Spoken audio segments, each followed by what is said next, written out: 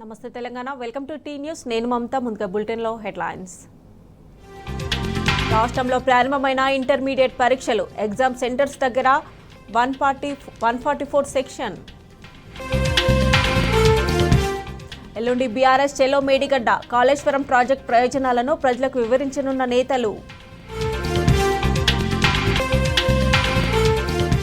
100 రోజులు కాకుండానే రేవంత్ సర్కార్పై అసంతృప్తి చేవెళ్లలో 2 గ్యారంటీల సభకు కానరాని స్పందన వస్త్ర పరిశ్రమకు ప్రభుత్వ సహకారం కరువు సిరిసిల్లలో నేడు కార్మికుల మహాధర్నా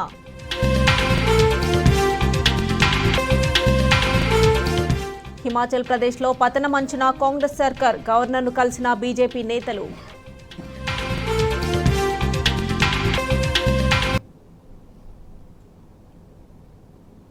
బులెటిన్ అప్డేట్ చూస్తే తెలంగాణ వ్యాప్తంగా ఇంటర్మీడియట్ పరీక్షలు ప్రారంభమయ్యాయి. ఇవాళ ఫస్ట్ ఇయర్ సెకండ్ లాంగ్వేజ్ పరీక్ష కొనసాగుతోంది.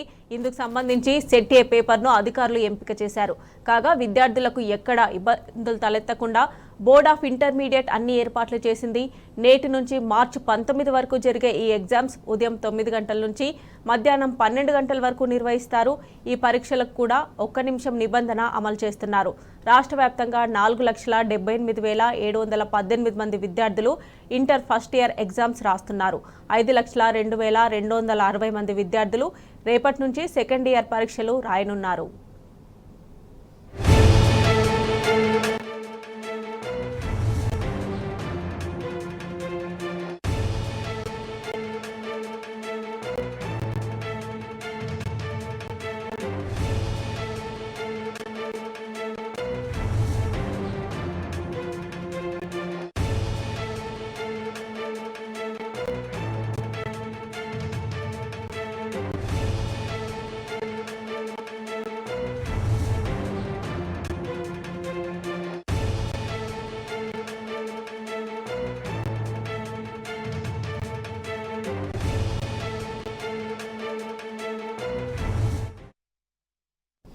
ఇక రాష్ట్రంలో ఈ రోజు నుంచి ఇంటర్మీడియట్ పరీక్షలు ప్రారంభమయ్యాయి. ఇక పరీక్షలకు సంబంధించి మరిన్ని డీటెయిల్స్ మా ప్రతినిధి రాజశేఖర్ లైవ్లో అందజేస్తారు. రాజశేఖర్,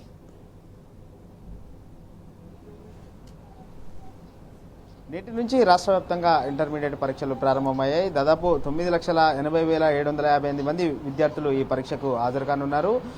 మార్చి 18 వరకు కూడా ఇంటర్మీడియట్ పరీక్షలు జరగనున్నాయి. ఇక రాష్ట్ర వ్యాప్తంగా 1,527 సెంటర్లు ఏర్పాటు చేశారు. ఈసారి ప్రత్యేకంగా ఎప్పటిలాగానే ఈసారి కూడా ఇంటర్ బోర్డు దాదాపు అన్ని ఏర్పాట్లు చేసిన పరిస్థితి మనకు ఈ పరీక్షా కేంద్రాల్లో కనిపించింది. ముఖ్యంగా హైదరాబాద్ నగరంలో ముందుగానే దాదాపు గంట ముందుగానే విద్యార్థులందరూ కూడా పరీక్షా కేంద్రాలకు చేరుకున్న పరిస్థితి ఉంది. ఎందుకంటే హైదరాబాద్లో ట్రాఫిక్ ఎక్కువ ఉంటుంది కాబట్టి విద్యార్థులందరూ కూడా పరీక్షా కేంద్రాలకు చేరుకున్న పరిస్థితి ఉంది. ముఖ్యంగా ఈసారి పరీక్షల విషయంలో చాలా స్ట్రిక్ట్గా ఉండాలని చెప్పేసి ఇంటర్ బోర్డు నిర్ణయం తీసుకున్నది. ఎప్పటిలాగానే ఈసారి పరీక్షా కేంద్రాల సంఖ్యను పెంచుతూ అలాగే ఇన్విజిలేటర్స్కి సంబంధించి కావచ్చు, చీఫ్ సూపరింటెండెంట్ కావచ్చు, వీళ్ళ సంఖ్య కూడా పెంచింది.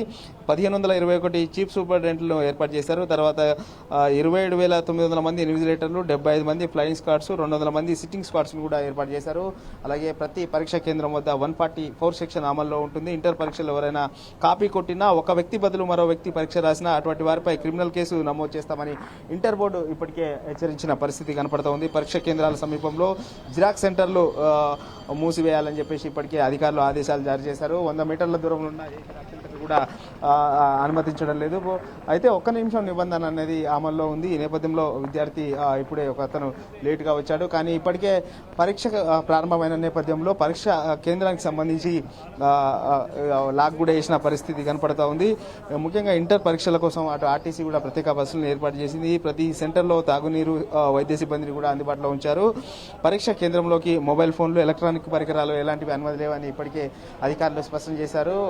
పరీక్షా కేంద్రంలో ఇన్విజిలేటర్స్ ఎవరైతే ఉంటారో వాళ్ళు కూడా ఎవరు కూడా ఈ సెల్ ఫోన్స్ కూడా పరీక్షా హాల్లోకి తీసుకోకూడదు. వాళ్ళందరూ కూడా చీఫ్ సూపరింటెండెంట్ దగ్గర మొబైల్స్ అన్ని కూడా డిపాజిట్ చేయాలని చెప్పారు. ఇంకా ఎప్పటిలాగానే పరీక్షా కేంద్రాల్లో టీవీ కెమెరాలు ఏర్పాటు చేశారు. పరీక్షల సందేహాలు ఎలా మన ఉన్నప్పటికీ వాటిపై కూడా ప్రత్యేక టోల్ ఫ్రీ నెంబర్ కూడా ఇవ్వడం జరిగింది.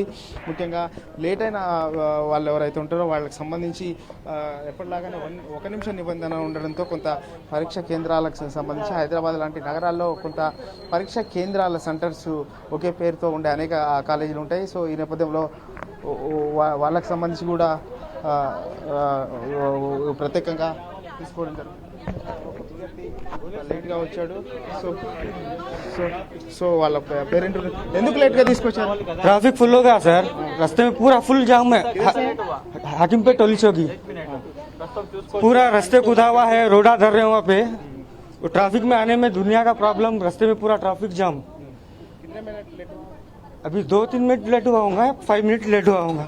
टाइम 1 घंटे में आगे स्टेशन 1 घंटा पहले निकले सर, 1 घंटा पहले निकले। 8 बजे 8 को 10 मिनट कम निकले भी, ये टाइम हुआ है तक।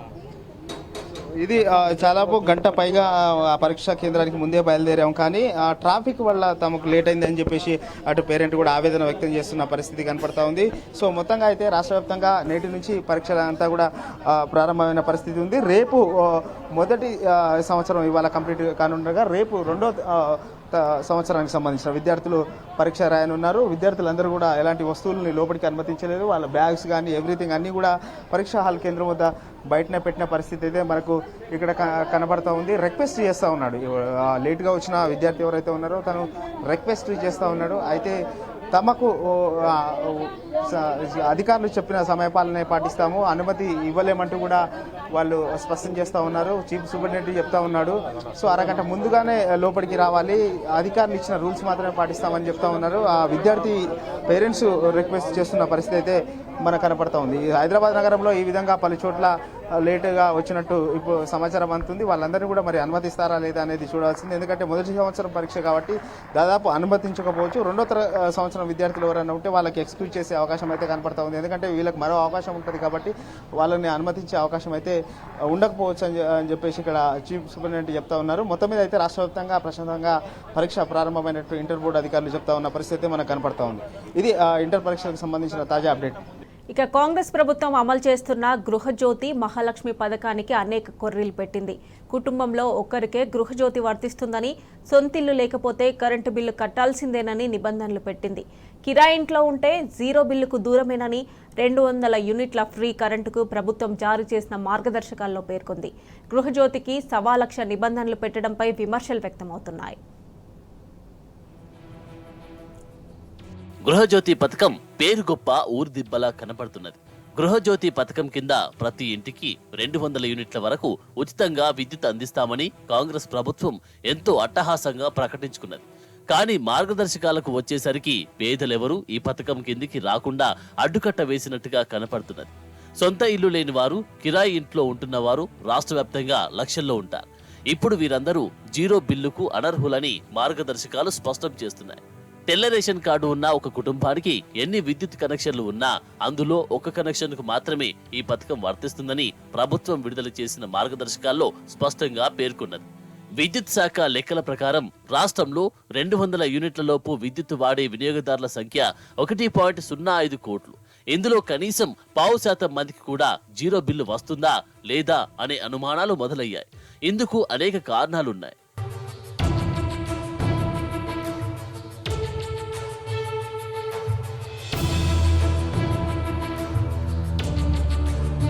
తెల్ల రేషన్ కార్డు ఉన్నవారికి మాత్రమే పథకం వర్తిస్తుందని ప్రభుత్వం తేల్చి చెప్పింది. కాబట్టి 1.05 కోట్ల మందిలో కొంతమందికి కోత పడుతున్నట్టే. సొంతిల్లు లేక అద్దెకుంటున్న తెల్ల రేషన్ కార్డుదారులెవరికి ఈ పథకం వర్తించదనే చెప్పవచ్చు. అంటే లక్షల మంది 0 బిల్లుకు దూరం కానున్నారు. నగరాల్లో సొంత ఇల్లు ఉన్నవారి కంటే ఉద్యోగం కోసమో ఉపాధి కోసమో వలస వచ్చి కిరాయికి ఉంటున్న కుటుంబాలే ఎక్కువ సంఖ్యలో ఉంటాయి. వారంతా కరెంటు బిల్లుల భారం మోయాల్సిందేనని మార్గదర్శకాలను బట్టి స్పష్టమవుతున్నది. హైదరాబాద్, వరంగల్ వంటి నగరాలతో పాటు మున్సిపాలిటీలోనూ ఇలాంటి పరిస్థితే ఉండనున్నది. అక్కడ సొంత ఇల్లు ఉన్నవారి కంటే అందులో కిరాయికి ఉండే కుటుంబాలే ఎక్కువగా ఉంటాయి. ఉదాహరణకు ఒక ఇంట్లో 4 అంతస్తుల్లో 8 పోర్షన్లు ఉంటే 8 కనెక్షన్లు ఉంటాయి. కానీ ఒక్క కనెక్షన్కు మాత్రమే గృహజ్యోతి వర్తిస్తుంది. మిగతా 7 కనెక్షన్లలో ఉండే కిరాయిదారులకు తెల్ల రేషన్ కార్డు ఉన్న విద్యుత్ బిల్లుల మోత తప్పదు. ఈ లెక్కన 1 కోటి కనెక్షన్లలో దాదాపు సగం కుటుంబాలకు గృహజ్యోతి అందక కరెంటు బిల్లుల భారం తప్పదన్నమాట. చాలా కుటుంబాల్లో అన్నదమ్ములు వేర్వేరుగా ఉన్నా ఇప్పటికీ రేషన్ కార్డు ఉమ్మడిగానే ఉన్నది. అనేక రేషన్ కార్డుల దరఖాస్తులు పెండింగ్ లో ఉన్నాయి. నిబంధనలను బట్టి వీరిలో ఒక్కరికే గృహజ్యోతి అందుతుందని స్పష్టమవుతున్నది. చాలా కుటుంబాల్లో అన్నదమ్ముల కుటుంబాలకు వేర్వేరుగా రేషన్ కార్డులు ఉన్నా ఒకే ఇంట్లో ఉంటున్న వారు ఉన్నారు. వారిలో ఒక్క రేషన్ కార్డుకు మాత్రమే 0 బిల్లు వర్తిస్తుందన్నమాట. ఇక కాళేశ్వరం ప్రాజెక్టుపై కాంగ్రెస్ చేస్తున్న దుష్ప్రచారాన్ని తిప్పికొట్టేందుకు గులాబీ పార్టీ కార్యాచరణ చేపట్టింది. మార్చి 1న మేడిగడ్డ బరాజ్ సందర్శనకు బీఆర్ఎస్ బృందం వెళ్తోంది. మీడియాతో కలిసి ప్రాజెక్టులోని అన్ని నిర్మాణాలను పరిశీలించనున్నారు.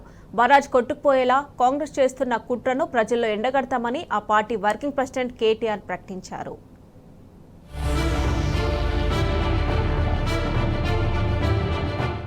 మేడిగడ్డ బరాజ్ను రాబోయే వర్షాకాలం వరకు మరమ్మతులు చేయకుండా వచ్చే వరదలకు కొట్టుకుపోయేలా చేసేందుకు ప్రభుత్వం కుట్ర పంతుందని బీఆర్ఎస్ వర్కింగ్ ప్రెసిడెంట్ కేటీఆర్ ఆరోపించారు. బరాజ్ కొట్టుకుపోతే కేసీఆర్ నిర్మించిన ప్రాజెక్టు కొట్టుకుపోయిందని దుష్ప్రచారం చేయాలని పథకం వేసిందని విమర్శించారు. సీఎం రేవంత్ రెడ్డి మాటల్లో ఇదే ఉద్దేశం కనపడుతుందని అన్నారు. హైదరాబాద్ తెలంగాణ భవన్లో జరిగిన సమావేశంలో కేటీఆర్ కాంగ్రెస్ ప్రభుత్వం చేస్తున్న కుట్రలను ఎండగట్టారు. కాళేశ్వరం మహా ప్రాజెక్టు సాధించిన జల విజయాలను వివరించారు. ఈ సమావేశంలో మాజీ మంత్రులు శ్రీనివాస్ గౌడ్, గంగుల కమలాకర్, సత్యవతి రాథోడ్, ఎమ్మెల్యేలు దానం నాగేందర్, కౌశిక్ రెడ్డి, మాజీ ఎమ్మెల్యేలు చల్లా ధర్మారెడ్డి, గండ్ర వెంకటరమణారెడ్డి పాల్గొన్నారు.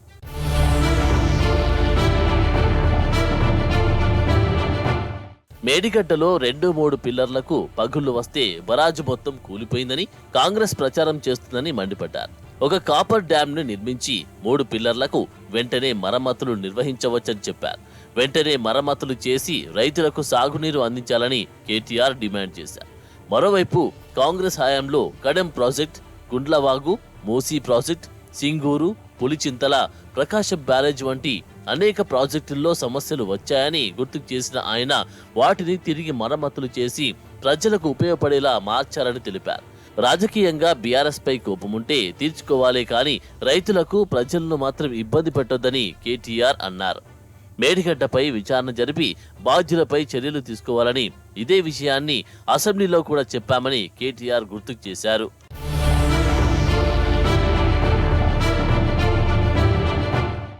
మార్చి 1వ తేదీన మేడిగడ్డ బరాజ్ను బీఆర్ఎస్ ప్రజాప్రతినిధుల బృందం సందర్శిస్తుందని కేటీఆర్ ప్రకటించారు.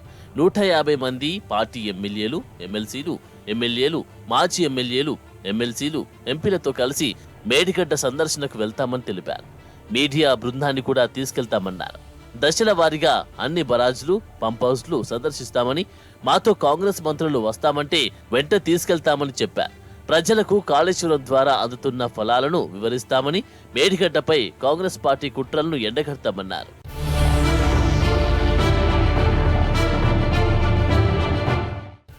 లక్షల ఎకరాలకు నీళ్లిచ్చే తెలంగాణను కరువు నుంచి గట్టెక్కించే కామధేనువు కాళేశ్వరమని కేటీఆర్ కొనియాడారు. కాళేశ్వరం ప్రాజెక్ట్ అంటే మేడిగడ్డ బరాజ్ ఒక్కటే కాదన్నారు. కాళేశ్వరం అంటే 3 బరాజులు, 15 రిజర్వాయర్లు, 21 పంప్ హౌస్లు, 203 కిలోమీటర్ల సొరంగాలు, 1531 కిలోమీటర్ల కాల్వలు, 98 కిలోమీటర్ల ప్రెషర్ మెయిన్స్, 141 టీఎంసీల స్టోరేజ్ కెపాసిటీ, 240 టీఎంసీల వినియోగాల సమాహారమని చెప్పారు. 1,00,000 కోట్లు కొట్టుకుపోయాయని ఒకవైపు చెబుతూ 3,500 కోట్ల బరాజులో 84 పిల్లర్లుంటే అందులో కేవలం 3 పిల్లర్లు దెబ్బతింటే మొత్తం బరాజ్ కొట్టుకుపోయిందనే విధంగా చిత్రీకరిస్తున్నారని మండిపడ్డారు. గోదావరి నీళ్లను తెలంగాణ పొలాలకు మళ్లించాలన్న సంకల్పంతో ప్రాణహిత చేవెళ్ల ప్రాజెక్టును కాళేశ్వరంగా మార్చి కేసీఆర్ మహా ప్రాజెక్టుగా నిర్మించారని కేటీఆర్ తెలిపారు. తుమ్మిడిహట్టి వద్ద సరిపడా నీటి లభ్యత లేదని సెంట్రల్ వాటర్ కమిషన్ తేల్చిన తర్వాతనే నిపుణుల సలహాలతో మేడిగడ్డ వద్ద కాళేశ్వరం ప్రాజెక్టుకు శ్రీకారం చుట్టారని చెప్పారు. కాలంతో పోటీపడి కాళేశ్వరం కట్టిన ఘనత కేసీఆర్ దని కొనియాడారు. 88 మీటర్ల ఎత్తు నుంచి 616 మీటర్ల ఎత్తుకు గోదావరి గంగ ఎగిసి దుంకే జలదృశ్యాన్ని ఆవిష్కరించామని చెప్పారు.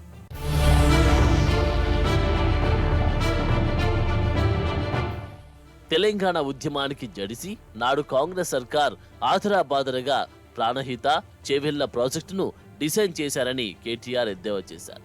కేవలం 16.4 టీఎంసీలతో రిజర్వాయర్లు లేకుండా ప్రాజెక్టుకు రూపకల్పన చేస్తే తాము కాళేశ్వరంలో 141 టీఎంసీలకు రిజర్వాయర్లు, కొత్త ఆయకట్టు, స్థిరీకరించిన ఆయకట్టు కలిపి 40 లక్షల ఎకరాలకు నీళ్లిచ్చేలా ప్రాజెక్టు నిర్మించామని చెప్పారు.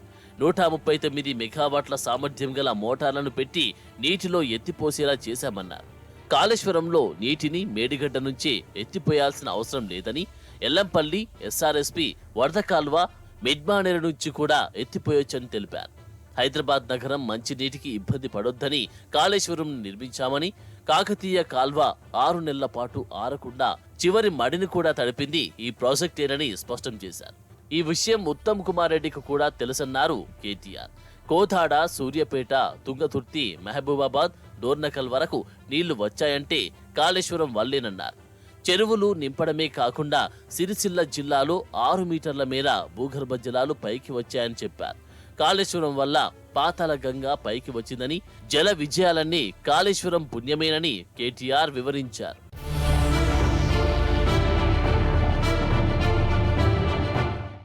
ఆకలి కేకల తెలంగాణను బీఆర్ఎస్ దేశానికి అన్నపూర్ణగా మార్చిందని కేటీఆర్ చెప్పారు. ధాన్యం ఉత్పత్తి 24 లక్షల టన్నుల నుంచి 3.5 కోట్లకు పెరిగింది వాస్తవం కాదా అని ప్రశ్నించారు.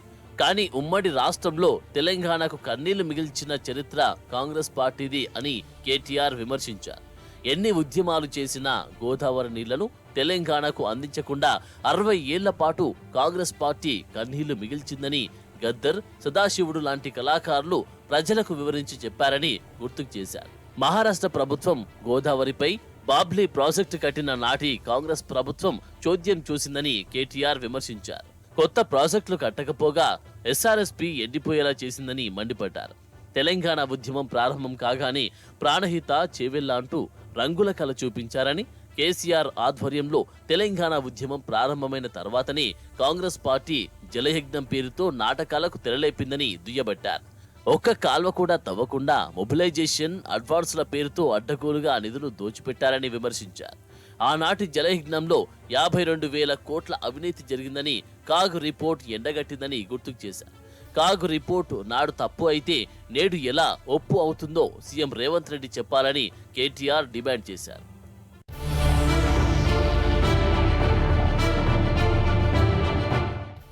రాష్ట్ర అప్పులపై కాంగ్రెస్ పార్టీ అడ్డగోలుగా మాట్లాడుతుందని కేటీఆర్ విమర్శించారు. అధికారంలోకి వచ్చిన 2 నెలల్లో కాంగ్రెస్ ప్రభుత్వం చేసిన అప్పు ఎంతో చెప్పాలని డిమాండ్ చేశారు. సీఎంకు, కాంగ్రెస్ పార్టీకి చిత్తశుద్ధి ఉంటే కొత్తగా అప్పు తీసుకోకుండా ప్రభుత్వాన్ని నడిపించాలని సవాల్ విసిరారు. ఎన్నికల్లో కాంగ్రెస్ ఇచ్చిన 6 గ్యారంటీల అమలుకు విధించిన 100 రోజుల గడువు ముగుస్తుందని, హామీలను నిలుపుకునే పరిస్థితి లేక బుకాయించడానికి ప్రభుత్వం చూస్తుందని విమర్శించారు.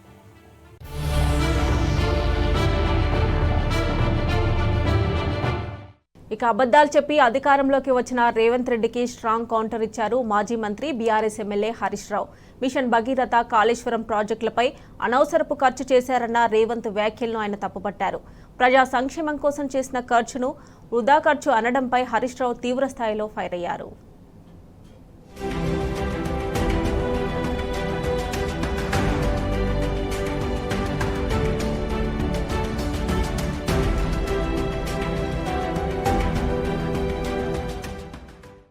సీఎం రేవంత్ రెడ్డిపై మాజీ మంత్రి ఎమ్మెల్యే హరీష్ రావు ఫైర్ అయ్యారు. ప్రభుత్వం అంటే రియల్ ఎస్టేట్ వ్యాపారం కాదన్న ఆయన ప్రజా సంక్షేమంలో లాభనష్టాలు చూసుకోరని స్పష్టం చేశారు. ప్రజల ఆరోగ్యం, మౌలిక సదుపాయాల కోసం పెట్టే ఖర్చులో కూడా లాభం తీయాలనుకునే వారు వ్యాపారులు అవుతారు తప్ప పాలకులు కారని హరీష్ రావు కౌంటర్ ఇచ్చారు. ప్రభుత్వం అంటే రియల్ ఎస్టేట్ వ్యాపారం కాదన్నారు.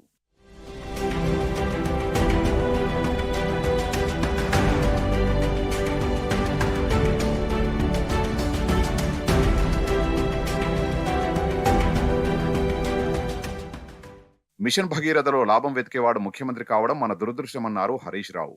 ప్రజలకు నిరంతరం సురక్షితమైన మంచినీరు అందించాలనే గొప్ప ఉద్దేశంతో కేసీఆర్ ప్రభుత్వం మిషన్ భగీరథ పథకాన్ని తెచ్చిందన్నారు. దేశంలో ఎవరికీ సాధ్యం కాని విధంగా 100% ఇండ్లకు నల్లాల ద్వారా సురక్షితమైన మంచినీటిని అందించామని చెప్పారు. ఇది ప్రభుత్వానికి లాభం తెచ్చే పని కాదు కాబట్టి ఈ మిషన్ భగీరథ దండగాని రేవంత్ రెడ్డి మాట్లాడడం అత్యంత దారుణమని హరీష్ రావు విమర్శించారు.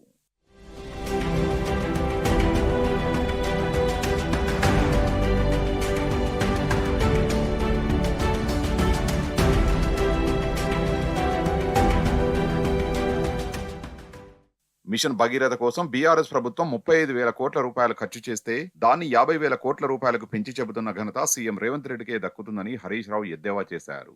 మిషన్ భగీరథ అప్పుకు వడ్డీ ఎలా కడతారని రేవంత్ రెడ్డి ప్రశ్నించడం దౌర్భాగ్యకరమన్నారు.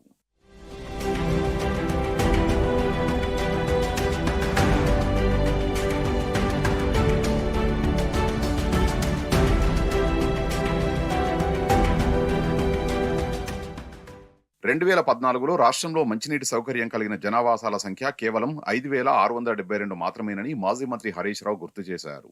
2023 పూర్తయ్యే నాటికి 23,930 ఆవాస ప్రాంతాలకు మంచినీళ్లు అందుతున్నాయని ఆయన తెలిపారు.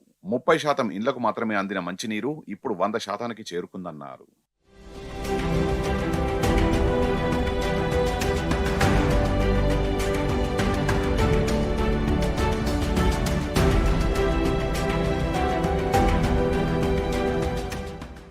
కాళేశ్వరం ప్రాజెక్టు విషయంలోనూ రేవంత్ రెడ్డి అడ్డగోలుగా మాట్లాడుతున్నారని హరీష్ రావు ఆగ్రహం వ్యక్తం చేశారు.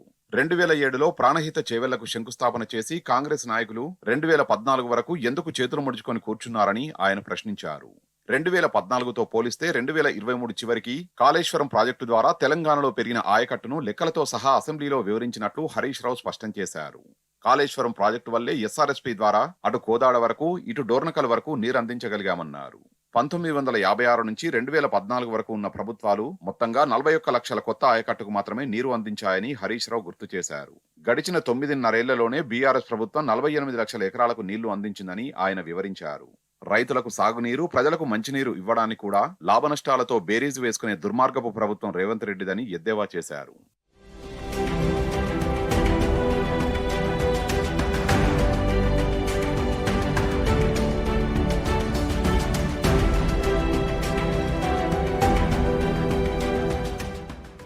రెండు 2014-15లో 1.31 కోట్ల ఎకరాల్లో పంట సాగవగా ప్రాజెక్టుల ద్వారా సాగునీరు అందించడం వల్ల 2022-23 నాటికి అది 2.08 కోట్ల ఎకరాలకు చేరిందన్నారు హరీష్ రావు.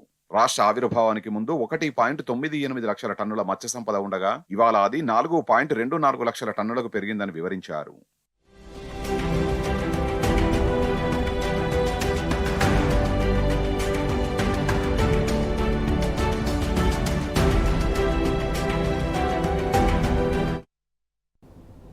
ఇక ప్రభుత్వ కార్యక్రమాలకు పార్టీ ప్రతినిధులు హాజరవ్వడంపై విమర్శలు వ్యక్తమవుతున్నాయి. నిబంధనలను గాలికి వదిలి అధికారిక కార్యక్రమాలను సీఎం నిర్వహిస్తున్నారనే ఆరోపణలు వస్తున్నాయి. తాజాగా గృహలక్ష్మి, గృహజ్యోతి పథకాల ప్రారంభ వేదికపై కాంగ్రెస్ వ్యవహారాల ఇన్ఛార్జ్ దీపాదాస్ మున్షి ప్రత్యక్షమవ్వడాన్ని తప్పుపడుతున్నారు. ప్రభుత్వ కార్యక్రమాలు అధికారికంగా నిర్వహించేటప్పుడు హుందాగా ఉండాలని సీఎంకు పలువురు సూచిస్తున్నారు.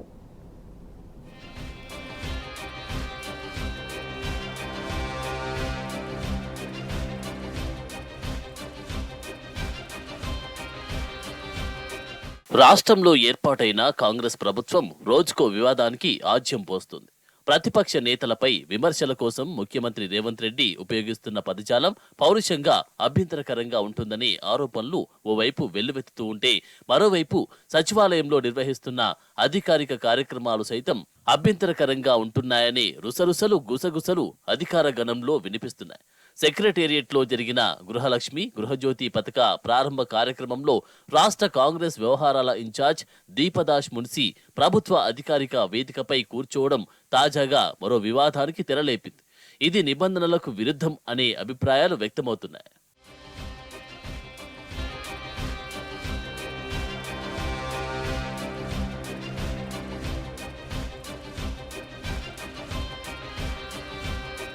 ప్రభుత్వ అధికారిక కార్యక్రమాల నిర్వహణ రోజురోజుకు అత్యంత వివాదాస్పదంగా మారుతోంది. వేదికపై ఉన్నతాధికారులు ఉండగానే ముఖ్యమంత్రి రాజకీయ విమర్శలకు దిగుతున్న వైనంపై తీవ్ర విమర్శలు వినిపిస్తున్నాయి. తాజాగా సచివాలయంలో జరిగిన గృహలక్ష్మి, గృహజ్యోతి పథకాల ప్రారంభ సమయంలో రాష్ట్ర కాంగ్రెస్ వ్యవహారాల ఇన్ఛార్జ్ దీపదాస్ మున్సి అక్కడ ప్రత్యక్షం అవడం చర్చనీయాంశమైంది. ముఖ్యమంత్రి, మంత్రులు, అధికార గణంతో కలిసి ఆమె అధికారిక కార్యక్రమ వేదికను సైతం పంచుకోవడం అత్యంత వివాదాస్పదంగా మారుతోంది. రూల్స్ కు ఇది పూర్తిగా విరుద్ధమనే వాదనలు బలంగా వినిపిస్తున్నాయి. ఉల్లంఘనలు జరుగుతూ ఉన్న అధికారులు చోద్యం చూస్తున్నారనే విమర్శలు కూడా వినిపిస్తున్నాయి. రాజకీయ నాయకులకు విషయ వివరణ తెలియాల్సింది పోయి వాళ్ల సమక్షంలో ప్రభుత్వ కార్యక్రమాలు రాజకీయ రంగు పులుముకుంటున్న అధికారులు నిమ్మకు నీరెత్తినట్లు వ్యవహరిస్తున్నారనే ఆరోపణలు వెల్లువెత్తుతున్నాయి.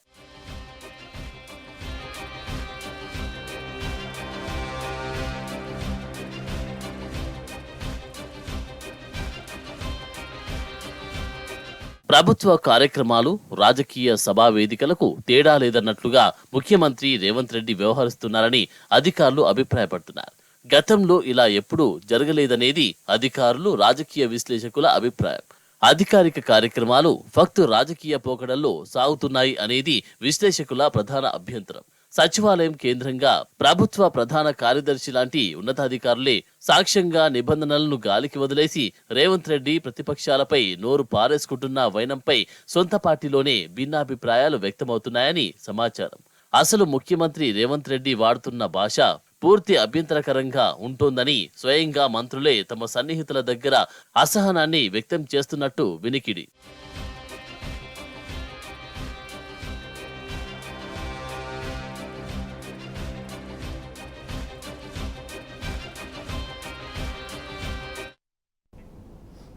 ఇక చేవెళ్లలో కాంగ్రెస్ సభ అట్టర్ ఫ్లాప్ అయింది. సీఎం రేవంత్ సభ తుస్సుమంది.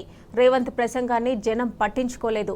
రేవంత్ ప్రసంగిస్తుండగానే సభ మధ్యలో నుంచి ప్రజలు లేచి వెళ్లిపోయారు. సీఎం రేవంత్ అసత్యపు మాటలను పట్టించుకోలేదు. మరోవైపు కాంగ్రెస్ సభకు ప్రజలు నామమాత్రంగానే హాజరయ్యారు. కొంతమంది మాత్రమే ముందు వైపు కుర్చీల్లో కూర్చోగా మిగతా ప్రాంతమంతా వెలవెలబోయింది.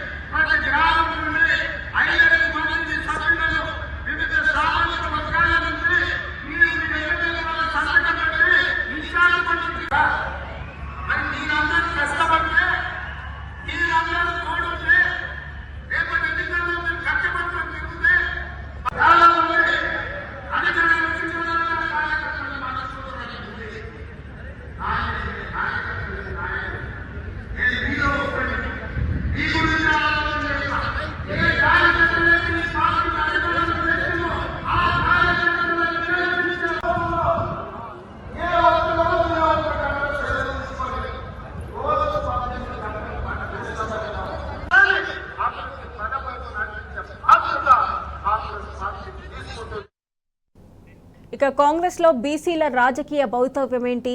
పార్లమెంట్ ఎన్నికల్లో వారికి న్యాయం జరిగేనా, లేక అసెంబ్లీ ఎన్నికల తరహాలోనే హ్యాండ్ ఇవ్వనుందా అన్న సందేహాలను బీసీ నేతలు వ్యక్తం చేస్తున్నారు.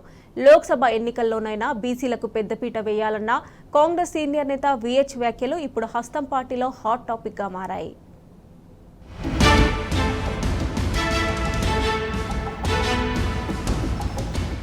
కాంగ్రెస్ పార్టీకి బీసీలు మొదటి నుంచి అండగా నిలిచిన హస్తం పార్టీ బీసీ నేతలకు రాజకీయంగా పెద్దపీట వేయలేదన్న విమర్శ ఉంది. గత అసెంబ్లీ ఎన్నికల్లో ప్రతి పార్లమెంటు నియోజకవర్గ పరిధిలో 2 స్థానాలు ఖచ్చితంగా కేటాయించాలని పార్టీ నిర్ణయించినప్పటికీ ఆచరణ సాధ్యం కాలేదు. రాష్ట్ర వ్యాప్తంగా 34 అసెంబ్లీ సీట్లు ఇస్తామని చెప్పి 26 స్థానాలకే పరిమితం చేశారు. అయితే రానున్న పార్లమెంటు ఎన్నికల్లో అయినా బీసీలకు సముచిత స్థానం ఇవ్వాలని ఆ సామాజిక వర్గం నేతలు డిమాండ్ చేస్తున్నారు. అయితే రాష్ట్రంలో 17 పార్లమెంటు స్థానాలకు గాను 5 రిజర్వ్డ్ స్థానాలున్నాయి. అందులో 3 ఎస్సీలకు రిజర్వ్ అవగా 2 ఎస్టీ రిజర్వ్డ్ స్థానాలున్నాయి. మిగిలిన 12 ఎంపీ సీట్లలో కనీసం 5 ఎంపీ సీట్లు అయినా బీసీలకు కేటాయించాలంటున్నారు. దీనిపై తాజాగా విహెచ్ చేసిన వ్యాఖ్యలు హస్తం పార్టీలో ఇప్పుడు హాట్ టాపిక్ గా మారాయి.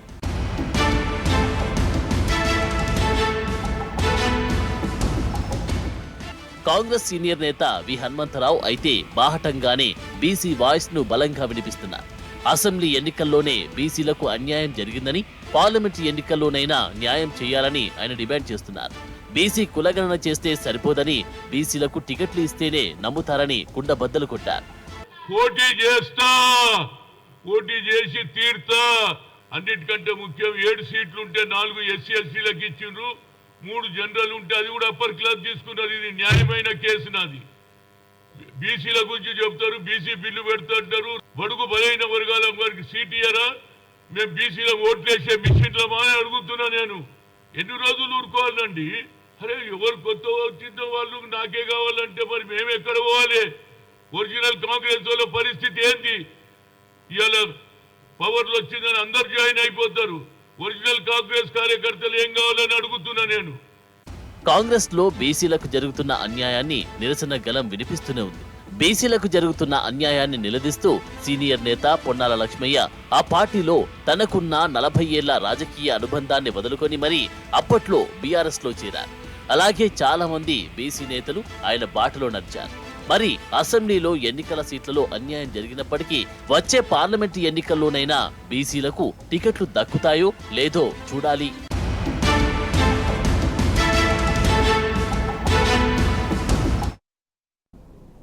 ఇక వచ్చే ఎంపీ ఎలక్షన్లో గెలుపే లక్ష్యంగా ప్రతి కార్యకర్త గెలుపునకు కృషి చేయాలని పిలుపునిచ్చారు మాజీ ఎంపీ వినోద్ కుమార్. పార్టీకి పనిచేస్తున్న ప్రతి ఒక్కరూ పార్టీకి కార్యకర్తలేనని స్పష్టం చేశారు. బీఆర్ఎస్ పాలనలో 24 గంటల పాటు విద్యుత్ను అందించామని గుర్తు చేశారు. ప్రజలు కూడా బీఆర్ఎస్ను వద్దనుకోలేదన్నారు ఎమ్మెల్సీ దేశపతి శ్రీనివాస్. అందుకే 39 సీట్లతో చరిత్రలో అతిపెద్ద ప్రతిపక్షంగా బీఆర్ఎస్ను ఎన్నుకున్నారని తెలిపారు. రాజన్న సిరిసిల్ల జిల్లా వేములవాడలో బీఆర్ఎస్ నియోజకవర్గ ముఖ్య కార్యకర్తల సమావేశానికి ఆయన హాజరయ్యారు. వేములవాడ నియోజకవర్గ ఇన్ఛార్జ్ చెల్మెడ లక్ష్మీ నరసింహారావు అధ్యక్షతన నిర్వహించిన ముఖ్య కార్యకర్తల సమావేశానికి జిల్లా అధ్యక్షుడు తోట ఆగయ్య, జిల్లా పరిషత్ అధ్యక్షురాలు అరుణారెడ్డి, కరీంనగర్ మాజీ జెడ్పీ చైర్పర్సన్ తులా ఉమా హాజరయ్యారు. ఇది మొగ్గలో పుట్టింది, మొగ్గలో తుల్చేస్తామన్నాడు. వైఎస్ రాజశేఖర ఏమన్నాడు, ఇది అయ్యేలా అని అవహేళనగా మాట్లాడాడు. మేము ఊరుకున్నామా? మీరందరూ కూడా దాని పాత్రదారు.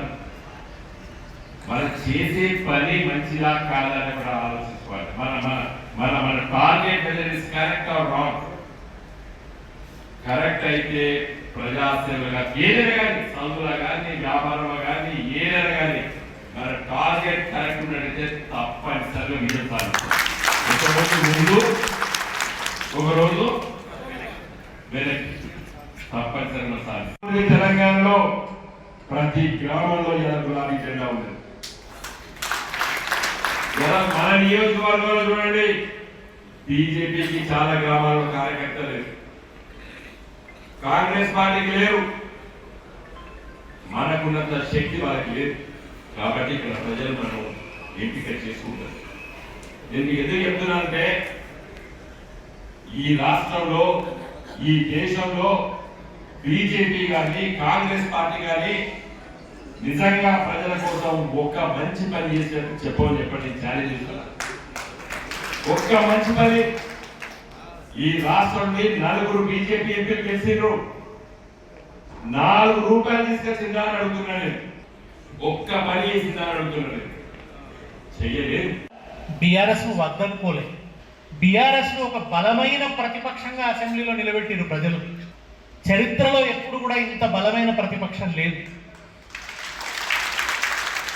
ప్రజలు ప్రభుత్వాన్ని మాత్రమే ఎన్నుకోరు, ప్రతిపక్షాన్ని కూడా ఎన్నుకుంటారు.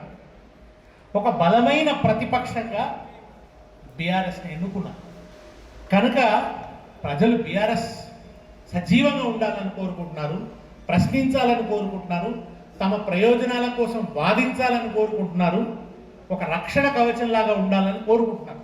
తెలుసు ప్రజలకి, తెలంగాణకు రక్షణ కవచం గులాబీ జెండానే. అది తెలంగాణ ప్రజలకు తెలుసు. ఎన్ని ఊళ్ళలో మట్టిని కూడా ఒక తుఫానులాగా మార్చిన శక్తి మీది. ఈ రుద్రాని మట్టిని కావచ్చు, ఈ ఉల్లాడ మట్టిని కావచ్చు, ఇక్కడ ప్రతి మట్టి కణాన్ని నిప్పు కణంలాగా మార్చిన చరిత్ర మీకున్నది. గులాబీ కండువాకున్నది, బీఆర్ఎస్ పార్టీకి ఉన్నది. ఇవి bulletin updates. Keep watching tea news.